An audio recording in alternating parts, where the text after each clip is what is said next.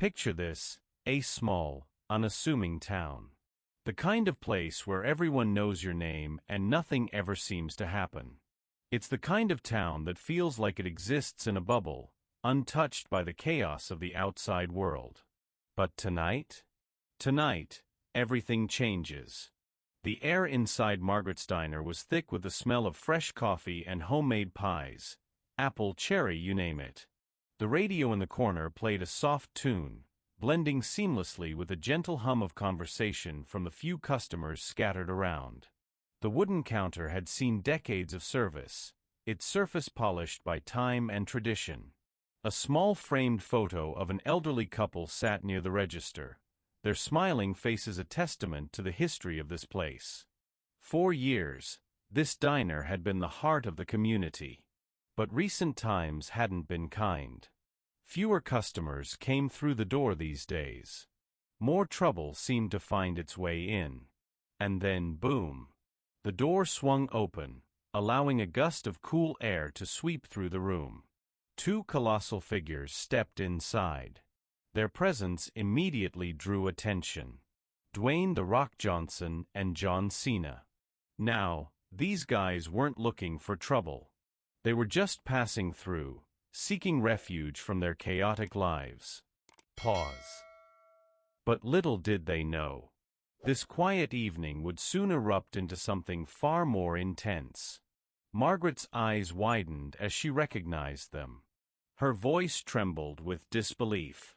"Oh my heavens, is it really you?" Say this with genuine awe. She pressed a hand to her chest, trying to steady herself. Dwayne smiled warmly. "Yes, ma'am. Just Dwayne." John chuckled and nodded. "And I'm just John. Hope that's all right." Margaret let out an incredulous laugh, shaking her head. "My late husband would have been over the moon to see you both standing in my little diner. He was your biggest fan. Watched every match, every movie. Wouldn't stop talking about how strong you both are." Dwayne raised his eyebrows, genuinely impressed. 65, huh? That's incredible. I hope he got what he wanted." She shook her head with a fond smile. "Oh, he tried. But I think he spent more time chatting than working out. Still, he always said, pause for emphasis. Strong men protect those who can't protect themselves." John and Dwayne exchanged a look, silently appreciating the words. "That's the best kind of strength," John said sincerely. As they sat down to enjoy Margaret's cooking, the atmosphere felt warm and inviting.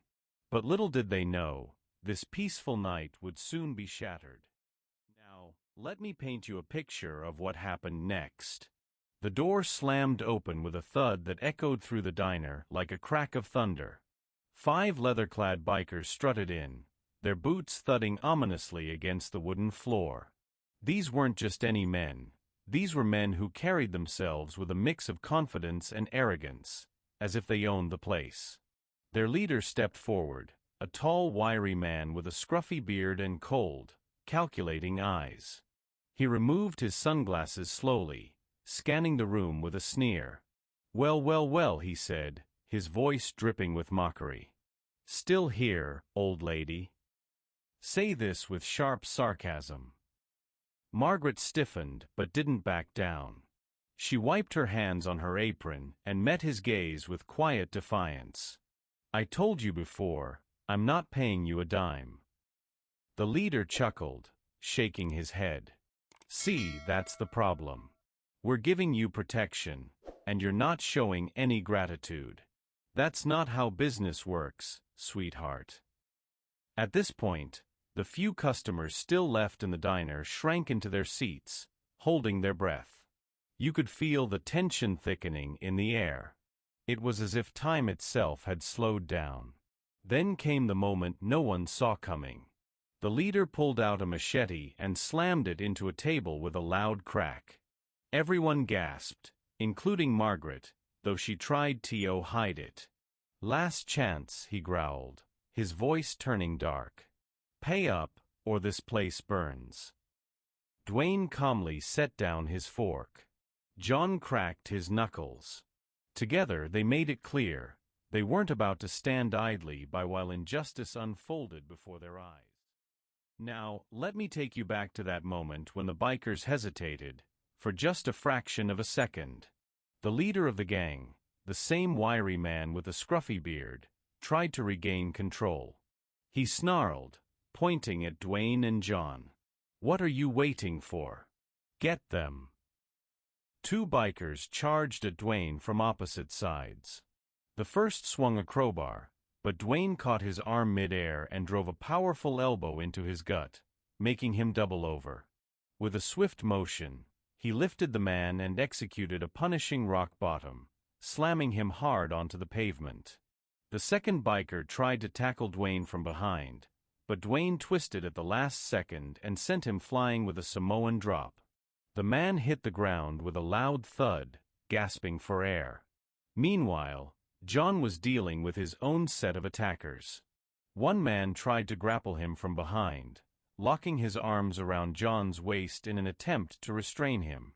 John responded with pure instinct, throwing his head back and smashing into the attacker's nose. Blood spurted out as the man stumbled backward, clutching his face. Seizing the moment, John grabbed him and hurled him across the sidewalk with a Fujiwara slam. Another biker swung at John with brass knuckles, but John dodged and countered with a powerful five-knuckle shuffle. His fist collided with the biker's JW, sending him sprawling onto the pavement, unconscious. The leader of the gang watched in shock as his men dropped one by one. He clenched his teeth, realizing this fight wasn't going in their favor. The town had always feared them, but these two men were different. They weren't scared, they were winning. He reached into his jacket and pulled out a switchblade, flicking it open with a sharp click. "Enough of this," he growled, his eyes narrowing as he locked onto Dwayne. "Let's see how tough you really are." Dwayne stood his ground as the gang leader lunged forward, aiming the blade at his torso. But just as the knife was about to reach him, John intercepted, grabbing the leader's wrist mid-strike. "Bad move," John muttered before the leader could react. John twisted his arm and drove him face-first into the diner's wooden porch with a crushing STF submission hold, locking his ARMS around the biker's neck. The leader thrashed, but he was trapped. Dwayne turned to see one last biker trying to crawl away. With an exasperated sigh, he grabbed the man's collar and effortlessly lifted him into the air. "You forgot something," Dwayne said before slamming him onto the hood of a parked motorcycle. The bike's alarm blared as the biker groaned in defeat. The battle was over. The bikers lay scattered around the diner, groaning in pain, too weak to get up. The leader, still locked in John's hold, wheezed, all right, enough." John released him, letting him collapse onto the pavement. As dusk fell, the diner grew eerily quiet. Margaret closed early, flipping the open sign to closed before bolting the door. She turned to Dwayne and John with a mixture of gratitude and worry in her eyes. "You boys are sure about this?" she asked, her voice trembling slightly. Dwayne nodded firmly. "Ma'am, we've been through worse. These guys aren't gonna scare us, or you, ever again." John added with a light smile, "Besides, it's kinda what we do. Protecting people like you? That's the best part of our job." Margaret exhaled shakily but nodded. "All right then. Let's make sure they don't walk all over us tonight." Together, the three of them began preparing for what was coming. Dwayne checked the windows, ensuring they were secure. He noted the sturdy wooden tables, thick, solid, and perfect for holding their ground if things got rough. "These'll work," he muttered, testing one with a firm hand. John inspected the back door, which led to a narrow alley. "They might try sneaking in from behind," he said, turning to Margaret. "What's back there?" She shrugged. Just an old dumpster and some crates. Last month, they spray-painted my walls out here. Figured I'd board up the windows after that. John raised his eyebrows. Good thinking. But if they're serious about making a statement, they'll probably hit the front first. Outside, the sound of distant motorcycles rumbled in the cool night air. It wasn't them, not yet, but the threat loomed large. The atmosphere inside the diner was tense but resolved. Margaret busied herself boiling water and grabbing a baseball bat she kept behind the counter. "If anything happens," she said, her voice steady now, "I'm not going down without a fight." Dwayne chuckled softly. "That's the spirit. But let's hope it doesn't come to that." John cracked a joke to lighten the mood. "Hey, maybe they'll bring snacks. We could use some popcorn for this show." Margaret laughed despite herself, clutching her apron. "Oh, you two. Trying to keep me calm even now." But the joke didn't last long. Outside, the rumbling grew louder, more motorcycles this time. At least 10, judging by the sound. The gang was here. Dwayne looked at John, his expression serious but calm. Showtime. Now, let's dive into the chaos that unfolded next. The gang surged forward, their boots thudding against the pavement like drums of war. Their arrogance was clear. They thought this would be easy. After all, they outnumbered Dwayne and John. But what they didn't count on. These two weren't just men, they were forces of nature. The first attacker swung a chain at Dwayne, aiming for his face. The metal links whistled through the air, but Dwayne ducked instantly. With lightning speed, he caught the man's wrist and twisted it hard. A loud crack echoed as the biker dropped the chain, clutching his arm in pain. Without missing a beat, Dwayne slammed him into the side of the diner with a devastating spinebuster. Meanwhile, another biker charged at John, swinging a metal pipe. John dodged the first swing, then grabbed the pipe mid-air. He yanked it out of the man's hands and used it to flip him over his shoulder. The biker hit the ground hard, groaning in pain. But the gang wasn't done yet. Two more bikers came at Dwayne from opposite sides, one wielding a crowbar, the other trying to tackle him. Dwayne caught the crowbar-wielding biker by the arm, driving a powerful elbow into his gut. The man doubled over, but Dwayne wasn't finished. With a fluid motion, he lifted the man and executed a perfect rock bottom, slamming him onto the pavement with brutal force. The second biker tried to grab Dwayne from behind, wrapping his arms around his waist. Big mistake. Dwayne twisted his body, sending the biker flying with a Samoan drop. The impact sent him crashing to the ground, gasping for air. John, meanwhile, was handling his own set of attackers. One man tried to grapple him, locking his arms around John's torso. John responded instinctively, throwing his head back and smashing it into the man's nose. Blood spurt everywhere as the biker stumbled backward. Seizing the moment, John hurled him across the sidewalk with a Fujiwara slam. Another biker swung at John with brass knuckles, but John dodged the attack and countered with a powerful five-knuckle shuffle. His fist collided with the biker's JW, sending him crashing to the ground, unconscious. The leader of the gang watched in shock as his men dropped one by one. His confidence began to waver. "Enough!" he shouted, reaching into his jacket. He pulled out a switchblade and flicked it open. "Let's see how tough you really are," he snarled, lunging straight at Dwayne. Now, let's get back to that moment when the gang leader realized he was outmatched. The switchblade gleamed under the dim streetlight as he lunged at Dwayne, his face twisted in desperation. But just as the blade was about to reach him, wham! John intervened, grabbing the leader's wrist mid-strike. The leader struggled, trying to pull free, but John's grip was like iron. "Bad move," John muttered, twisting the man's arm with brutal precision. With a swift motion, He slammed the leader face first into the diner's wooden porch, locking him in a crushing STF submission hold. Dwayne turned his attention to the last biker, who was trying to crawl away. The man's boots scraped against the asphalt as he desperately tried to escape. Dwayne shook his head, letting out an exasperated sigh. "You forgot something," he said, grabbing the man by the collar and effortlessly lifting him into the air. With a final devastating movement, Dwayne slammed the biker onto the hood of a parked motorcycle. The bike's alarm blared, echoing through the night, as the man groaned in defeat.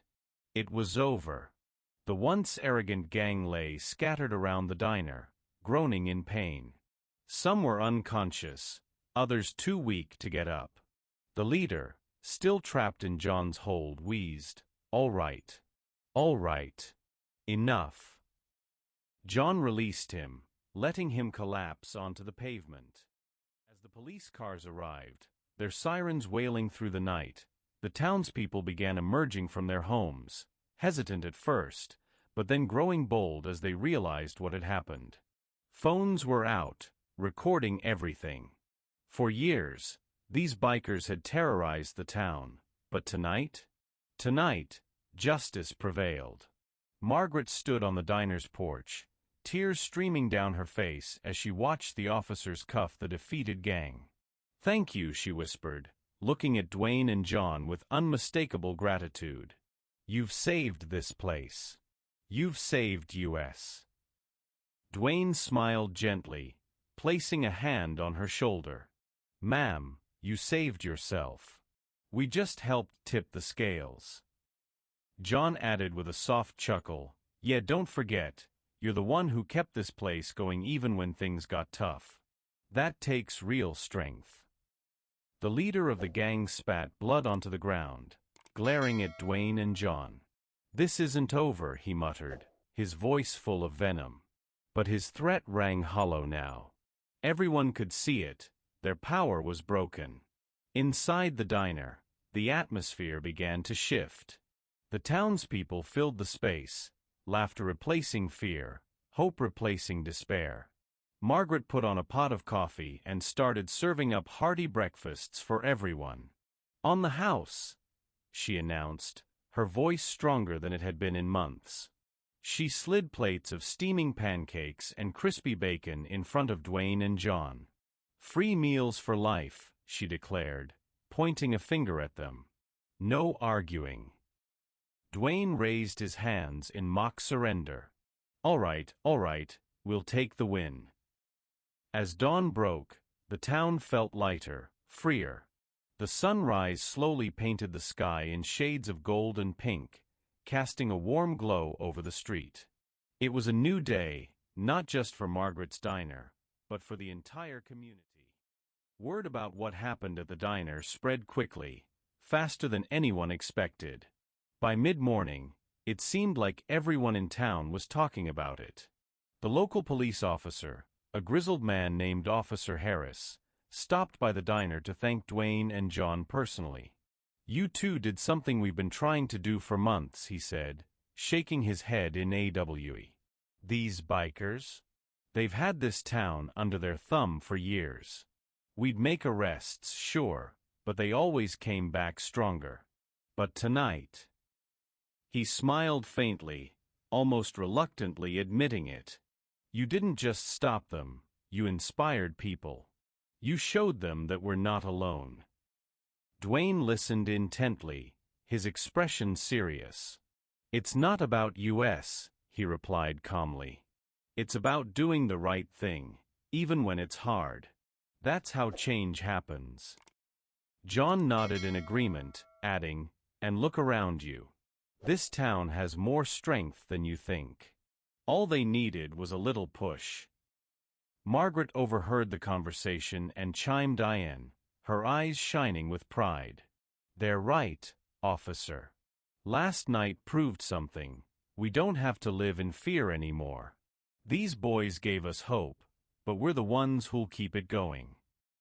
As they left the diner later that morning, Dwayne and John reflected on everything that had happened. They hadn't just stopped a gang, they'd ignited something bigger. something that would continue long after they were gone. Justice has a way of spreading, John muttered as they climbed into their sewer. Dwayne smiled slightly, starting the engine. Yeah, and it's beautiful when it does. Hours later, after hitting the road again, Dwayne and John made a routine stop at a gas station on the outskirts of town. It was quiet, too quiet, in fact. The air felt heavy, like the calm before a storm. As John filled up the sewer, he noticed something strange. A young boy, no older than 10, walked down the street with his head down, glancing nervously over his shoulder. Two older teens followed him, their body language aggressive, their voices sharp and intimidating. "Hey," John said, nudging Dwayne. "See that kid? Looks like he's in trouble." Dwayne squinted, watching the scene unfold. Sure enough, the two teens cornered the boy in an alleyway behind the gas station.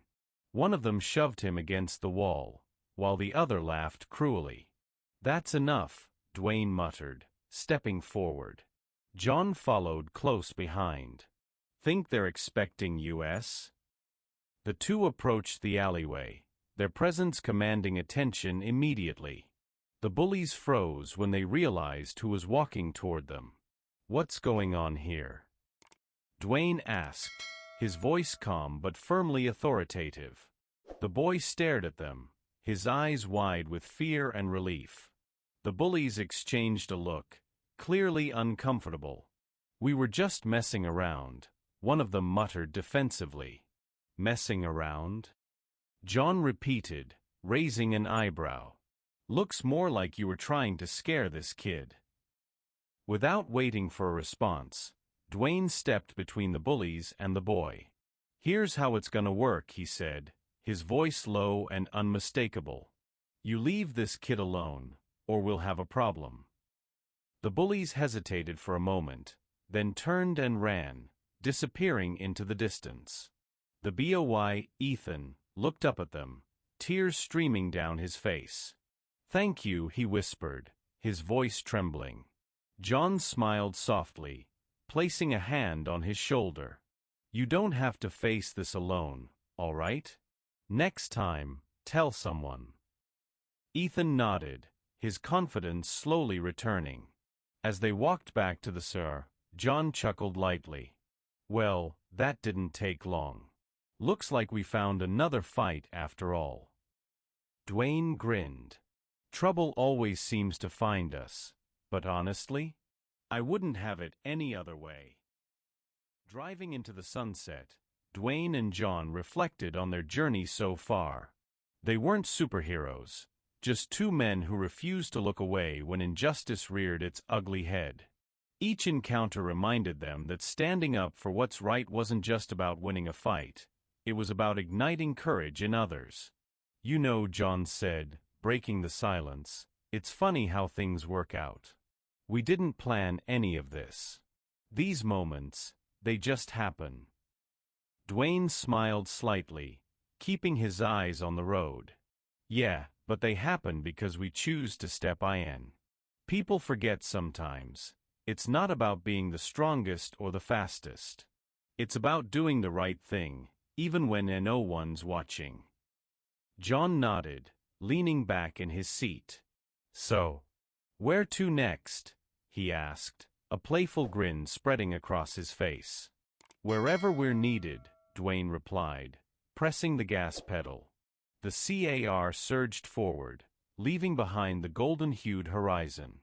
Ahead lay endless possibilities, unknown challenges and countless opportunities to make a difference. But as they discussed plans for the future, something unexpected caught their attention. On the side of the road, a small hand-painted sign read, "Help Wanted, Lost Dog Reward." Beneath it was a photograph of a shaggy golden retriever with soulful eyes and a missing collar. Dwayne raised an eyebrow, glancing at John. "Well, that could be interesting." John laughed lightly. "Are you serious? You want to go after a dog now?" "Hey," Dwayne shot back, smiling. "Never doubt where goodness can lead us." Maybe this is exactly where we're supposed to be. They pulled over, ready to follow the signs. Whatever awaited them next, they were ready, for they knew that true strength lies not in avoiding problems but in facing them head-on. And somewhere out there, under the vast, star-filled sky, a new adventure was calling their names. And that's where our story ends. What did you think of this story? Share your emotions in the comments below. We'd love to know what you remember most. If you enjoyed this story, don't forget to hit the like button and subscribe for more unforgettable stories. And if you are in the mood for another exciting story, check out our next video. It's waiting for you. Until then, stay curious, get inspired, and keep exploring the stories that make life extraordinary. See you in the next one.